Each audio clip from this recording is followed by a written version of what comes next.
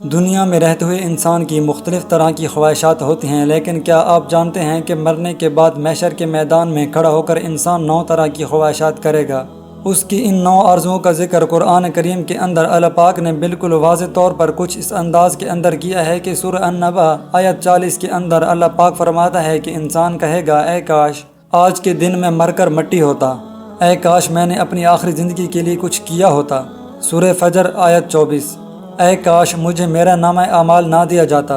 اے کاش میں فلاں کو دوست نہ بناتا، اے کاش ہم نے اللہ اور اس کے رسول کی فرما برداری کی ہوتی، اے کاش میں رسول کا راستہ اپنا لیتا، اے کاش میں بھی ان کے ساتھ ہوتا تو بہت بڑی کامیابی حاصل کر لیتا، اے کاش میں نے اپنے رب کے ساتھ کسی کو شریک نہ ٹھہرایا ہوتا، اے کاش کوئی ایسی صورت ہو کہ ہم دنیا کے اندر ایک بار پھر سے واپس بھیجے جائیں اور اپنے رب کی نشانیوں کو نہ جھٹلائیں اور ایمان لانے والے لوگوں میں شامل ہو جائیں۔ لیکن افسوس کی بات تو یہ ہے کہ موت کے بعد ان میں سے کسی بھی ایک خواہش کا پورا ہونا بالکل ناممکن سی بات ہے۔ آپ ایک لمحے کے لیے تصور کریں کہ آپ کے پیپر سے پہلے آپ کا جو کویسچن پیپر ہے اس کو آؤٹ کر دیا جائے تو آپ اس کی تیاری کے لیے کتنی محنت کریں گے؟ آپ کو یقین ہوگا کہ میں ضرور پاس ہوں گا۔ آپ پورا جی جان لگا کر ہر اس کویسچن کو تیار کریں گے جو اس پیپر کے اندر موجود ہے۔ لیکن جب اللہ تعالیٰ نے پورا کا پورا آخرت کا پیپر ہی آؤٹ کر دیا ہے کہ آپ سے قبر کے اندر کیا سوالات ہوں گے، محشر کے دن آپ کس چیز کی خواہش کریں گے، تو اس کے باوجود بھی آخر ہم لوگ اپنی آخرت کی فکر کیوں نہیں کرتے؟ کیا چیز ہے جو آپ کو یہ سب کرنے سے روک رہی ہے، سوائے اس دنیا داری کے جس کے بارے میں اللہ پاک خود فرماتا ہے کہ یہ دنیا تو صرف ایک دھوکے کا گھر ہے، مکڑی کا جالا ہے، یہ بالکل عارضی چیز ہے، ایک مسافر خانہ ہے جس کو چھوڑ کر ایک دن تمہیں ہمیشہ کے لیے یہاں سے چلے جانا ہے۔ لیکن ہم انسان اس کو ہمیشہ کے لیے گھر بار سمجھ کر بیٹھے ہیں۔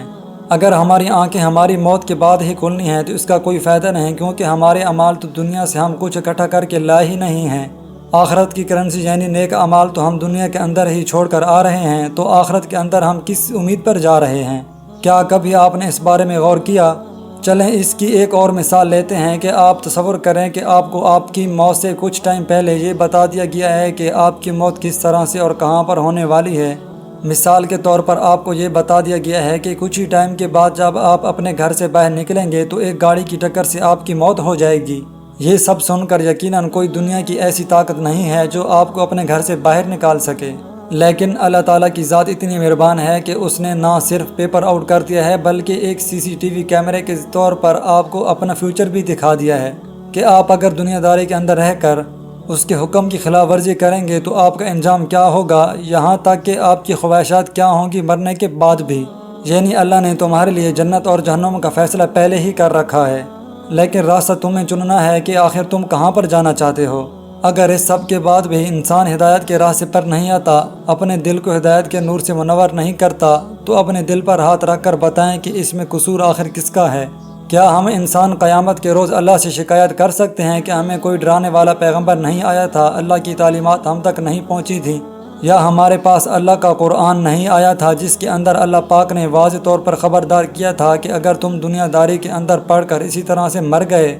تو تم اس طرح کی خواہشات کر کے ہمیشہ کے لیے افسوس کرتے رہو گے، لیکن اس کا کوئی فائدہ نہیں ہوگا، نہ کسی کی سفارش کام آئے گی، نہ کوئی دھمکی، نہ کوئی دوست اور نہ کوئی بزرگ۔ لیکن خوشخبری یہ ہے کہ اس بات کو سننے کے لیے اور اس وارننگ کو آگے پہنچانے کے لیے ہم انسان ابھی زندہ ہیں، اور جب تک ہم زندہ ہیں اللہ کے حضور ہماری توبہ بھی قبول ہے۔ آج آپ سب اپنا احتساب کر لیں کہ کیا آج اچانک اسی حالت کے اندر اگر آپ کو موت آ جائے تو کیا آپ کے اعمال ایسے ہیں کہ آپ اللہ کے حضور پیش ہو سکیں یا آپ کی اور میری بخشش ہو سکے؟ ایک بار سوچیے گا ضرور۔ اللہ تعالی ہمیں سمجھنے کی اور نیک اعمال کرنے کی توفیق عطا فرمائے، آمین۔ امید ہے میری یہ ویڈیو آپ کو پسند آئی ہوگی۔ اگر پسند آئی ہو تو لائک کریں، شیئر کریں اور چینل کو سبسکرائب کریں۔